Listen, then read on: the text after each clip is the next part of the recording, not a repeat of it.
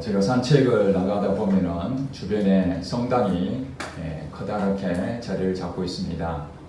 그 성당을 다니는 신도에게 얼마 정도 성도가 되는가 물어보니까 대략 한 2,000명 정도가 출석을 하고 있다고 합니다. 또 이웃에 있는 동네의 성당에도 어느 정도 출석을 하고 있는가 물어보니까 거기도 2,000명 이상 출석을 하고 있다고 합니다. 그러면서 저는 한국 교회는 많은데 왜 이렇게 작은 교회들이 많을까? 작은 교회라 할지라도 하나님을 제대로 믿는다면 충분한 하나님의 살아계심을 증명할 수 있을 텐데 큰 교회를 가지고 있는 교회는 교회대로 지탄을 받고 작은 교회는 재정의 어려움과 시설과 인원이 부족하여 무언가 하고 싶은 일을 제대로 못하는 빈익빈 부익부의 현상을 교회가 가지고 있는 것이 아닌가. 대략적으로 한국 교회의 숫자를 6만 교회라고 잡고 있습니다. 그 성도 수는 850만에서 900만 정도로 추정하고 있습니다.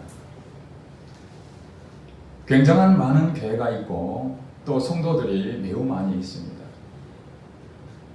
우리가 믿는 하나님, 그 길은 한 길뿐인데 사실 하나님 믿는 방법들이 매우 다르다는 것을 알 수가 있습니다. 천주교도 하나님 믿는 종교 맞죠? 우리가 있는 교회도 하나님 믿는 종교입니다.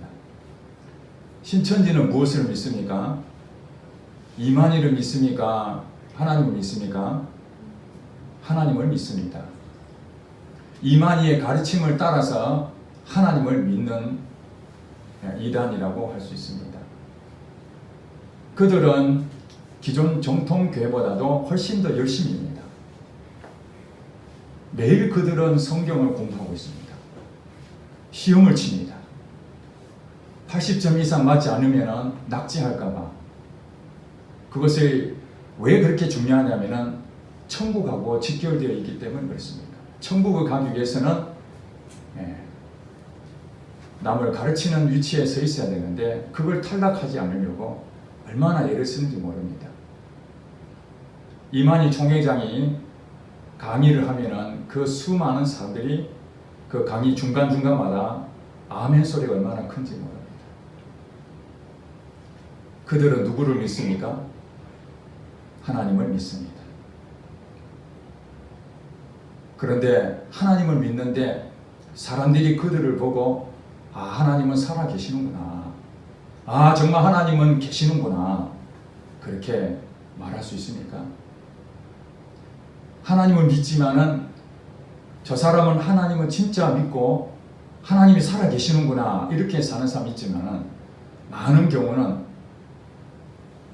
하나님이 있다고 믿지만은 실제로 행동은 그렇지 않는 게 너무나 많습니다. 어느 목사님은 자기 아버지가 목사였는데 자기 보고 너 앞으로 목사가 되라고 그렇게 권했지만 자기는 교회를 다니지 않았다고 합니다. 왜 그러냐 하니까 교회에 자기 아버지 목사하고 장로들하고 서로 싸우고 그 모습을 보면서 하나님이 살아 계시는 게 아니야. 하나님은 없지. 만약에 하나님 계시다면 어떻게 이렇게 싸울 수가 있어. 그리고 오랫동안 떠났다가 30대를 방탕한 생활하던 30대 후반에 하나님을 만나서 지금은 귀하게 쓰임받는 목회자로 돌아왔습니다. 그분이 외치는 얘기가 있습니다. 신앙의 회색지대는 없다. 하나님 믿으면 제대로 믿든지 안 믿으면 아예 없든지 믿는 것도 아니고 안 믿는 것도 아닌 그런 교인들이 너무 많다고 그는 어렸을 때부터 교회의 현상을 보며 하나님이 계시는 줄 그렇게 믿고 사는 사람보다도 하나님이 없다고 믿는 사람이 훨씬 많다는 것을 그가 어렸을 때부터 깨달았다는 것입니다.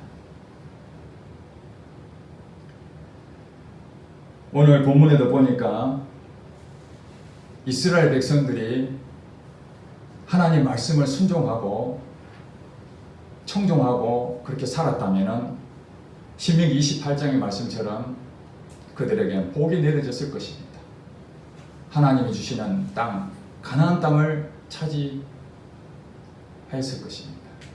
물론 하나님께서 은혜를 베푸셔서 가나안 땅에 있는 많은 부족들을 몰아내 주셨습니다. 그러나 하나님 말씀대로 순종하지 아니하고 그들은 어떻게 살았습니까? 자기 소견에 옳은 대로 살았다. 이것이 굉장히 중요한 신앙생활의 문제점입니다. 하나님 말씀에 순종하며 사는 자는 복이 되지만 자기 소견에 옳은 대로 사는 것은 하나님을 기뻐하게 할 수가 없습니다. 왜냐하면 하나님이 주인이 아니라 내가 주인이기 때문에 똑같은 일을 하는데 하나님 말씀을 통해서 내가 행동하는 것과 하나님의 말씀에 관계없이 내가 옳다고 생각한 대로 하는 것, 이것은 극렬하게 차이가 납니다. 교회에서 왜 싸우겠습니까? 만약에 하나님하고 깊은 관계를 맺었다면 하나님이 교회를 위해서 제가 어떻게 하면 되겠습니까? 그러면 성령께서 싸우라 했겠습니까? 저 사람을 정죄하고 비방하고 그렇게 해라고 말씀하셨겠습니까? 사랑하라, 용서해라, 품어라, 참아라, 이런 말씀을 하시지 않았겠습니까? 성경에 그렇게 말씀하셨으니까요. 그 싸운 것 때문에 많은 사람들이 교회를 떠나게 된 이유가 됐다라는 사실은 안타까운 일입니다. 얼마 전에 구미에 있는 교회에서 부흥 집회가 있었습니다. 권유를 받고 예배에 참석했는데 그분 마지막에 자기 아버지에 대한 강사님의 간증이 있었습니다.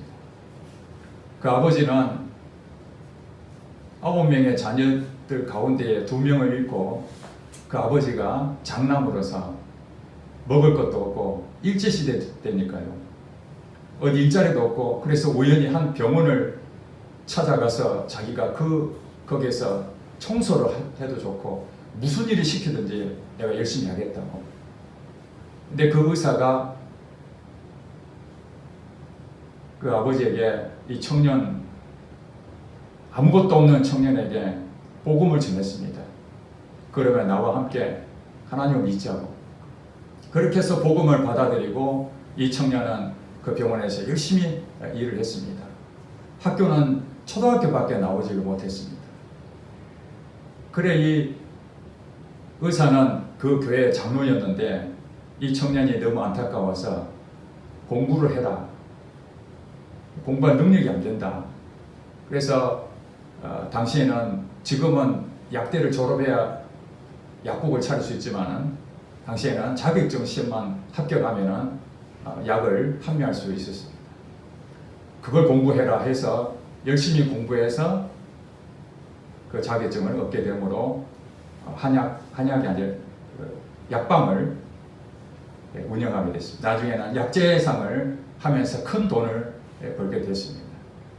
가난하고 그 7 형제 중에 장남이고 무거운 짐을 지고 가는 이 청년을 그 의사 장로님이 어느 날 불러서 자네 내 딸과 결혼하게. 그래서 이 아무것도 없는 이 청년을 그 의사 장로님이 사위로 맞이하고 그렇게 해서 태어난 아들이 부흥 강사 이분이었다고 합니다. 그 아버지가 배운 건 없었지만은 교회도 헌신하고 그 많은 재산을 나중에 정리해 보니까 많은 사람 다 나눠주고 자녀들에게는 믿음의 유산 외에는 아무것도 남겨준 것이 없었지만은 이 목사가 된 이 부흥 강사 그분이 마지막 한 말이 그겁니다. 우리 아버지 어머니를 참 존경한다. 믿음의 유산을 물려준 아버지 어머니를 너무 존경한다. 지금 그의 자녀들은 다 잘 되었다고 그렇게 고백한 걸 들었습니다. 한국 교회 초기에 교회는 장로가 됐다라는 얘기는 자기 삶을 온전히 하나님께 드리는 사람이 장로가 됐습니다. 여기 소개했던 부흥 강사의 아버지만 그런 것이 아니라 당시에 대부분의 성도들은 예수를 믿는다는 것은 가족의 핍박을 염두에 둬야 되고 사람들의 지탄을 받아야 될 그것을 생각하고 믿었기 때문에 회색지대가 없었습니다. 하나님도 믿고 세상을 짝하는 그런 이들이 거의 없었습니다. 초대교회도 예수님을 믿는다는 것은 죽음을 각오해야 될 믿음이었습니다. 우리가 생각하고 있는 예수 믿으면 천국 간다, 이렇게 단순하게 생각하는 일이 아니었습니다. 예수를 믿는다는 그 자체로 자기 가지고 있는 모든 것을 잃어버릴 수 있는 것이 예수를 믿는 것입니다. 신앙의 선배들은 그렇게 숫자는 많지 않았지만 당시 한국 교회에는 사회에 영향력을 끼친 그런 빛의 사람이 됐습니다. 그 모습을 보고 하나님이 살아계시는구나, 교회를 다니는 사람들은 다르구나, 여기서부터 도덕적으로 종교적으로 기독교가 다른 종교보다 훨씬 뛰어난 종교라는 것을 우리 선배의 신앙인들이 증명해냈습니다. 가장 굳은 길에 솔선수범해서 갔던 사람들이 성도들이었습니다. 여러분 잘 아시다시피 6.25 동란 일어나서 수많은 고아원들이 있었는데 그 고아원을 운영했던 단체들이 어디입니까? 교회였습니다. 교회의 성도들이 그 고아원을 맡아서 하나님의 사랑을 몸소 실천하고, 한국에 있는 네노라는 병원들이 다 기독교 단체에서 세웠고, 한국의 교육이었던 이런 학교들을 세우는 것도 선교사를 통해서 한국 교회가 앞장서서 함으로써 이 나라가 교육열도 높아지고 모든 부분에서 기독교의 영향을 받지 않을 수가 없었습니다. 그런 오늘 우리 현실을 보시기 바랍니다. 오늘 우리 주변에 장로님들이 과연 과거의 그 장로님들처럼 살고 있는 사람이 우리 주변에 얼마나 보입니까? 시대가 바뀐 것입니까? 지금 믿는 하나님 믿는 시대는 다른 시대입니까? 초기 한국교회 믿었던 그 신앙은 다 옛날 구시대의 신앙이고, 이제 현대인들이 믿는 신앙은 온라인 예배로 드리고 헌금이나 온라인으로 통장 보내는 시대의 편리성에 따라가는 그 시대에 발맞춰서 가면은 우리는 천국 갈 수 있는 것입니까?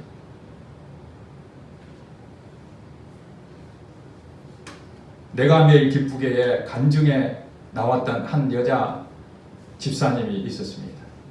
그분은 하나님을 믿는 자였는데 천국이 죽어서 가본 적도 없고 천국을 간다고만 알고 있지 천국에 대해서 아무 생각이 없었습니다.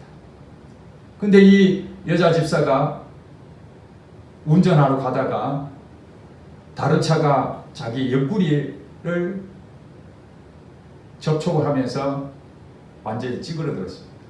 그 순간 이 운전하던 이 여집사님은 죽었습니다. 왜 죽었는지 아냐면은 본인이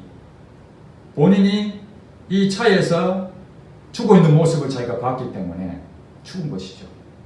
영혼이 빠져나온 겁니다. 순간적으로 자기가 죽어 있는 것을 알았다는 거예요. 근데 어딘지 모르게 빨려 들어가는데 한없이 빨려 들어가 나중에 보니까 그것이 천국이었다고 합니다. 그 천국의 광경들을 다 보고 여기가 나는 이제 죽어서 천국에 왔구나. 너무너무 감사하다. 그랬는데 갑자기 어디선가 자기를 이렇게 흔들어 깨우는 걸 통해서 다시 의식이 돌아왔는데 자기 남편이 앰뷸런스에 자기를 싣고 급히 병원으로 달려가는 그때 깨어난 겁니다. 천국 갔다가 다시 돌아온 자기 모습은 고통에 있어서 내가 천국에 있어야 되는데 내가 다시 돌아왔구나. 그렇지만 그는 순간적인 천국을 경험한 그것이 천국은 분명히 있다라는 확신이 들고 난 뒤부터 그의 삶은 이전의 삶과 완전히 달라졌다고 합니다.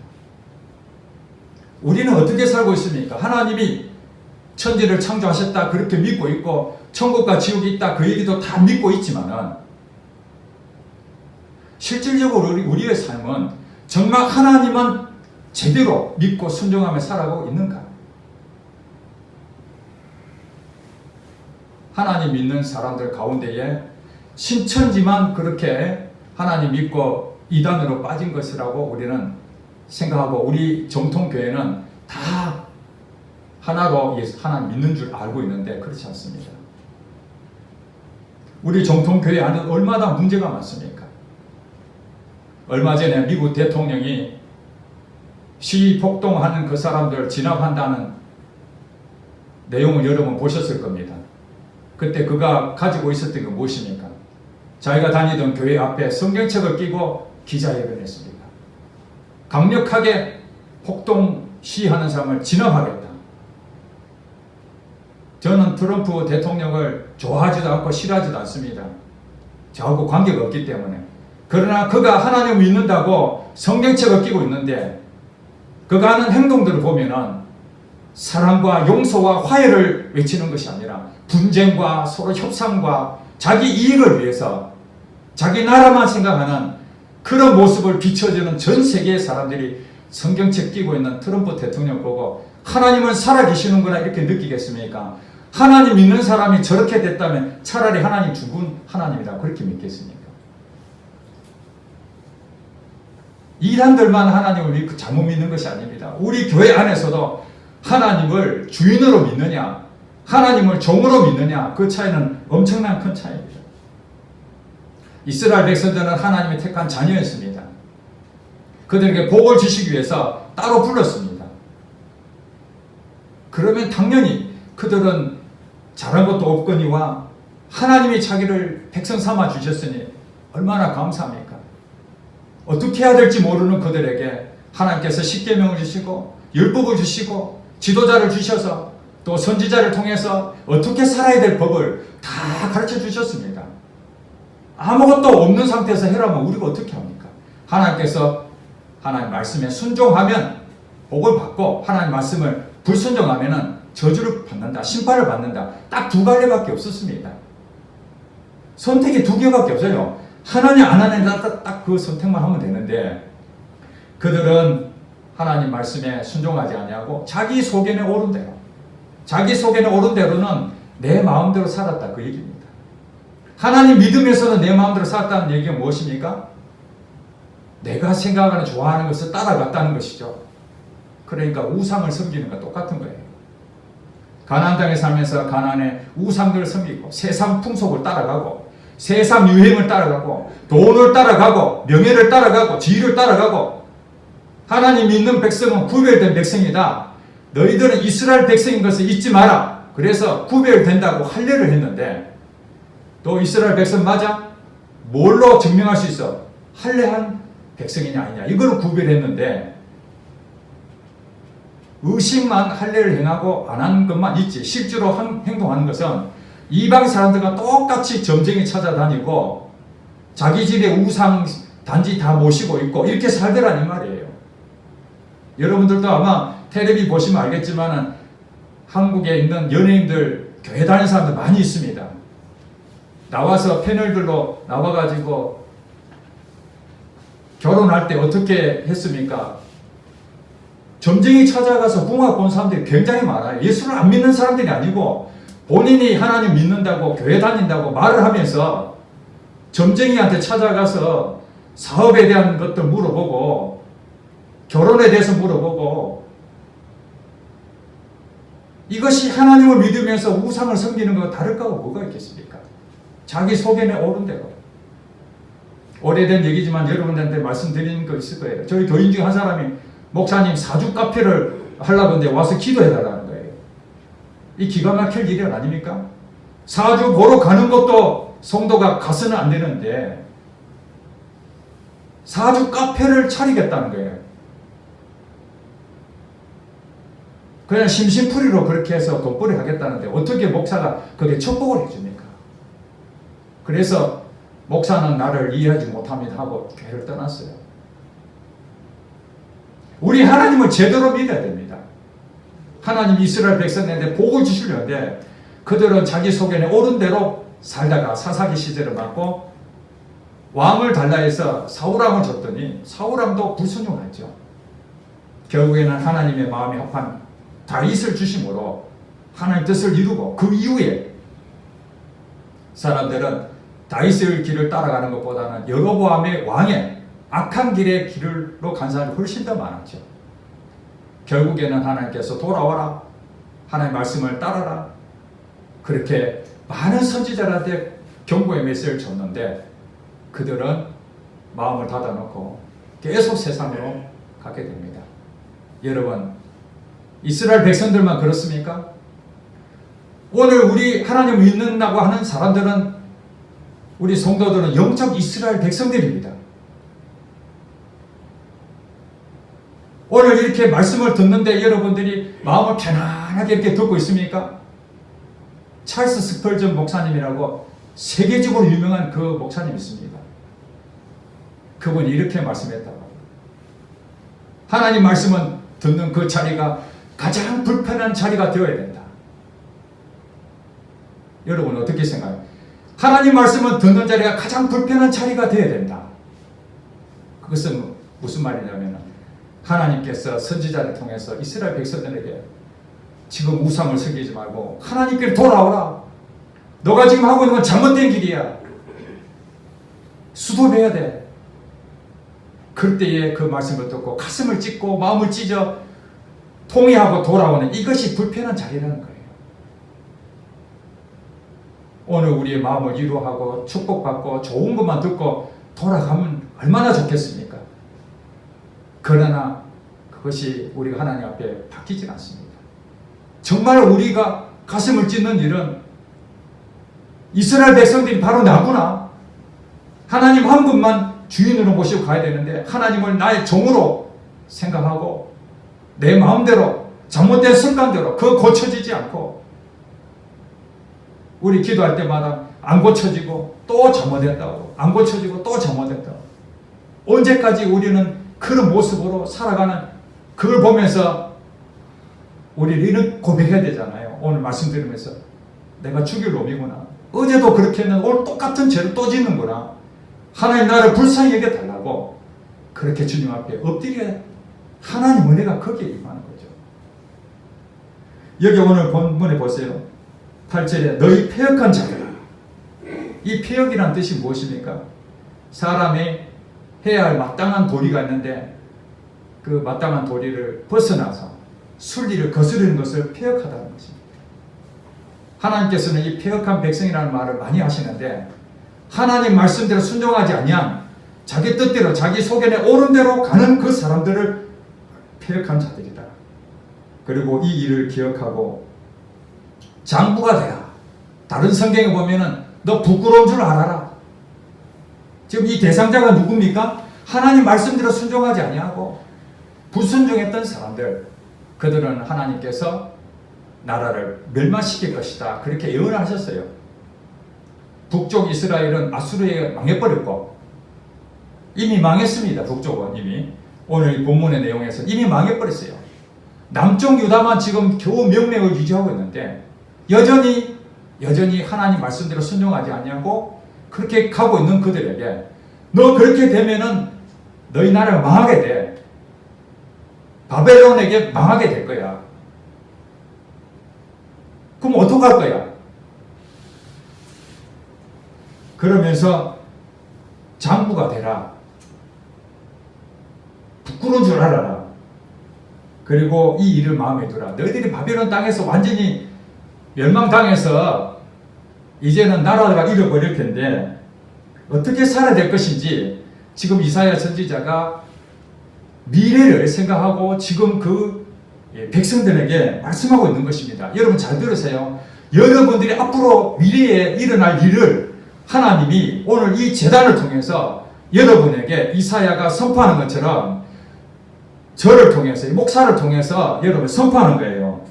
9절에 너희는 애적 일을 기억하라. 이 애적 일이 무엇입니까? 하나님이 애굽 땅에 종되었던 그들을, 노예 생활한 그들을 불쌍히 여기셔서 구원하신 일이 있었어요. 오늘 우리도 마찬가지죠. 이 세상에서 지옥에 가야 되는데 하나님 예수를 믿음으로 구원한 우리 백성들, 영적 이스라엘, 이것을 기억하라는 거예요. 이걸 기억하라. 그리고 광야로 들어가서 만나와 메추라를 먹이고 광야 생활에서 너희들을 불기둥, 구름기둥으로 인도하신 분이 누구냐? 그 하나님입니다. 모든 하나님 믿는 백성들, 육적 이스라엘은 광야를 거친 것처럼 오늘 우리의 성도들은 모두 다 영적인 광야를 다 거치게 되어 있는데 이것을 거부하지 말고 그때 하나님이 어떻게 그들을 보호했느냐? 옷도 헤어지지 아니하고 먹을 것이 떨어지지 아니하게끔 하나님이 역사하지 않았느냐? 이거 기억하라는 거예요. 지금 광야를 거치고 있는 성도들은 다른 걸 생각할 필요가 없어요. 그때는 오직 하나님만 의지하는 그 시간이기 때문에 여러분이 자꾸 자기 생각대로 내 속에는 옳은 대로 움직여서 여러분은 더 꼼짝없이 묶어집니다. 그걸 아셔야 이 광야 시대는 하나님 한 분을 더 의지하는 시간이지 내가 축복받는 시간이 아니에요. 그때는 내가 깨어지고 내가 하나님 앞에 완전히 부스러지고 하나님 나의 주인이 되는 그 삶을 사는 거죠. 연습을 하는 거예요. 종 되었을 때 그때의 삶은 내가 주인이었잖아요. 광야 시대를 통해서 철저하게 나는 주인이 아니고 나는 종이야. 하나님밖에 없어. 이 과정을 거쳐서 가나안 땅에 들어갔을 때 비로소 하나님의 주인이십니다 하고 하나님 뜻대로 가나안 땅을 점령해 나가는 그것이 하나님 원하시는 일이었어요. 그러면서 말씀하시는 것이 너희는 옛 정력을 기억하라.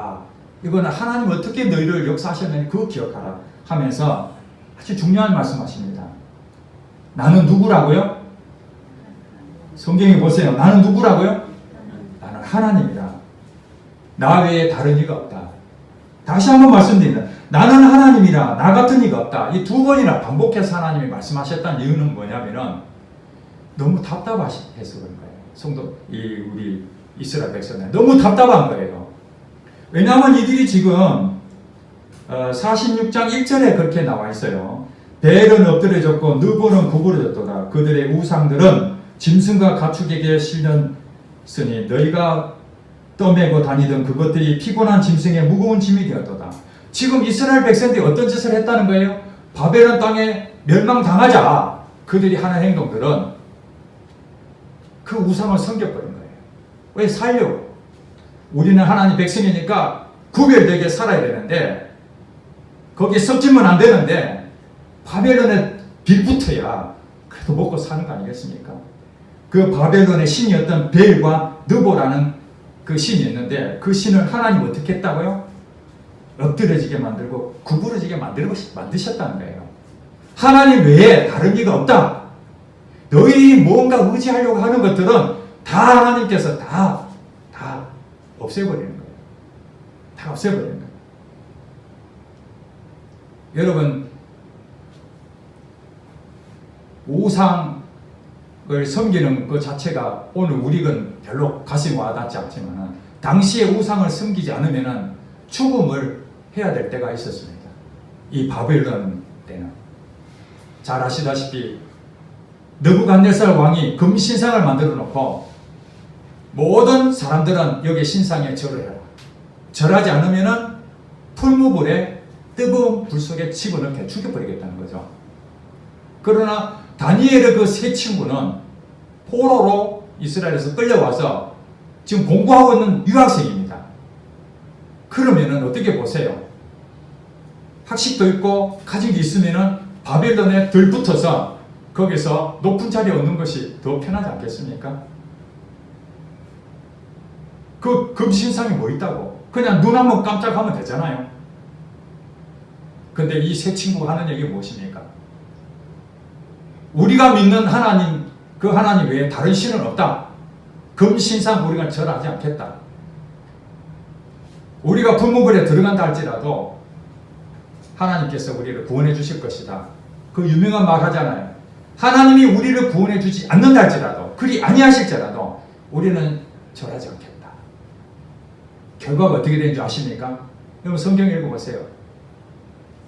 풀무불에 던져졌던 그들에게 실오라기 하나도 타지 않는, 오히려 그 옆에 불을 더 세게 뗐던 자들이 더 죽어버리고, 나중에 나오고 보니까 정상적인 사람으로 나오는 거예요. 그때 느부갓살 왕이 그렇게 얘기합니다. 너희가 믿는 하나님을 내가 찬송하리로다. 여러분 아멘이십니까? 아니 금신상을 절해라고 사인을 낸 사람이 느부갓네살 왕인데, 하나님 때문에 우상을 숭배하지 않고 죽음을 불사했던 그들이 나오니까 너희가 믿는 하나님을 찬송하리로다. 너희 세 사람이 어떻게 나온지 아는가? 하나님이 천사를 보내서 너희를 구원하셨구나. 그러면서 그들을 높여줬다고 했어요. 오히려 자리를. 그러니까 우리가 보세요. 이 세상에 타협을 해서 그것이 당장에 좋을 것으로 내 속에 옳은 대로 가는 것이 당장에 맞다고 생각하지만, 그것이 지름길이 아니라 멸망의 길이 되고 죽으면 죽으리라 하고 갔던 우리 신앙의 선배들, 내 재물 다 흘려보내도 하나님이 채워주실 것이다. 그리 아니하실지라도 나는 이 재물을 우리 자녀들한테 남겨주지 아니하고 사회에 다 환원하고 어려운 사람들 다 나눠줄 것이다. 이게 믿음으로 가는 것이죠. 예배를 드리는데 그냥 예배 드리는 것이 아니라 정말 이 예배가 한 번 드려지는 예배, 나의 생명을 다해서 예배 드려야 되겠다. 이 마음으로 나온 사람하고 습관에 따라서 10년, 20년, 30년 앉아있는 사람하고 언제 나타나겠습니까? 언제? 이 예배 자리에서 나타나지 않습니다. 우리의 환경에서 나타납니다. 여러분에게 주어져 있는 그 환경에서 여러분이 거기서 빛으로 나타나야 비로소 사람들이 하나님이 계시는구나 그렇게 하지, 여기서 아무리 뜨거운 찬양을 하고 기도도 열심히 하고 예배도 열정적으로 드리지만은 밖에 나가서 세상 사람들과 똑같이 타협하고 인간의 방법들을 쓰고 자기 속에는 옳은 대로 그렇게 행동한다면은 두 주인을 섬기는 것이죠. 우상은 보이는 신이죠. 그러니까 이스라엘 백성들은 보이는 신, 만들어진 신, 너무 편하잖아요. 절만 하면 되니까, 그들을 달리기만 하면 되니까, 뭐 밭처럼 바치면 되니까, 그리고 자기 마음대로 살았어요. 그것이 만들어진 신의 문제점이었습니다. 그러나 하나님은 보이지 않는 신입니다. 그러면서 하나님 뭐라고 합니까? 보이지 않는 신을 보는 것처럼 믿어봐라. 쉬운 일이 아니죠. 그죠? 오늘 우리가 드려지는 예배는 우상을 섬기듯이, 하나님 내가 한번 예배 참여했습니다. 하나님 내가 이렇게 좀 했습니다. 그렇게 하나님을 종처럼 달래고 그 다음에 나에게 복을 주세요. 내 하는 일 잘 되게 해주세요. 우리 자녀 잘 되게 해주세요. 내 사업 잘 되게 해주세요. 하나님은 종이죠. 하나님은 종. 내가 원하는 걸 하나님이 자꾸 나한테 해달라는 거예요. 그럼 나는 뭡니까? 하나님이 좋아하는 거 몇 가지 이것만 해주는 거죠. 우상을 섬기는 것과 똑같이 우리 신앙생활 하는 경우가 많습니다. 그건 잘못 믿는 것입니다. 천국을 보장할 수 없습니다. 진짜 믿는 길이 무엇입니까? 아버지가 주인이십니다. 아버지가 내가 어떻게 살아야 됩니까? 성령님 인도하여 주시옵소서. 오늘도 저 사람을 내게 참 힘든 사람 붙여주셨는데 인간적으로 생각하면 섭섭하고 용서가 안 된다. 하나님 어떻게 할까요? 기도하고 그러면 성령이 내 안에서 말씀이 생각나게 하신 대로 참아야 되겠구나. 그래 너가 말을 해라. 나는 참아야 되겠다. 하나님 오히려 모욕하는 자에게 기도하라고 성경에 지난주에 말씀하셨잖아요. 모욕하는 자를 위해서 기도하라. 그렇구나. 나를 욕하는데 나도 같이 하는 것이 아니라 기도하라 했으니 기도하는 거예요. 이 모습이 뭡니까? 바로 경건의 능력을 가지고 사는 거죠. 연약하기 때문에 넘어질 수 있습니다. 안 됩니다. 우리 힘으로 하라는 것이 아니에요. 다시 안 될 때마다 주님 나의 이 모습이 얼마나 부족한지 모릅니다. 내가 허물이 얼마나 많은지 모릅니다. 하나님 내 마음을 아시지요. 하나님 불쌍히 여겨주세요. 용서가 안 됩니다. 사랑이 안 됩니다. 이 돈이 어떻게 번 돈인데 어떻게 남을 줄 수 있습니까? 그까지 붙잡고 하나님 말씀대로 살지 못하는 내 자신을 하나님 앞에 통회하면서 내 가지고 있는 것 모든 것 내가 하나님을 종으로 그렇게 했던 그걸 바뀌어서 이제 주인으로 살게 해달라고 그 기도하게 되면은 성령이 부어지게 됩니다. 그 예전에 신앙인들은 다 성령의 인도함을 받고 그렇게 했던 거지 그들이 원래 잘하는 사람들이 아니었어요. 그들이 뭐가 대단한 사람들입니까? 성경에 보세요. 대단한 사람 아무도 없습니다. 하나님 손에 붙잡히니까 대단한 사람 된 것이지 하나님 손에 붙잡히지 않으면 아무것도 없는 거예요. 다 아무것도 없어요. 뭐 다윗이 대단합니까? 아무것도. 하나님 역사하지 않으면 아무것도 없어요. 여러분 이제 결정하십시오. 나는 하나님이다 이렇게 말한 것을 여러분 믿고 하나님 한 분만 믿고 제대로 가든지 좁은 길로 가라면 좁은 길로 가든지 죽으라면 죽든지 자꾸 딴 데 마음이 빼앗기면은 오늘 본문 말씀 하나님이 나는 하나님이야. 나는 전능자야. 내가 너를 만들었어. 너의 모든 인생을 책임진다고. 너가 지금 고민하고 있는 건 내가 다 알고 있단 말이야. 왜 자꾸 고민하고 더 마음 상하고 염려해? 내한테 맡겼다니는 진짜 맡겼으면 네가 평강을 가져가. 그렇게 말씀하시는 것이 나는 하나님이라고 계속 말씀하시는 거예요. 기도할 때마다 여러분 두려움 오거든. 나는 하나님이다 하는 이 말씀이 나 전능자야. 나 광야에서 너를 구원한 자야. 가나안 땅에서 그 많은 부족들도 다 정복한 자가 누구냐? 하나님이야. 우리가 한 게 아무것도 없어요. 우리는 순종한 것뿐이에요. 우리 다 같이 한번 외쳐보겠습니다. 나는 하나님이라. 나는 하나님이다. 나는 하나님이다. 나는 하나님이다. 여러분 믿습니까? 아멘. 나는 하나님이다. 이것이 여러분에게 주시는 오늘의 메시지를 알고 여러분 힘내시기 바랍니다. 아멘. 기도하겠습니다. 하나님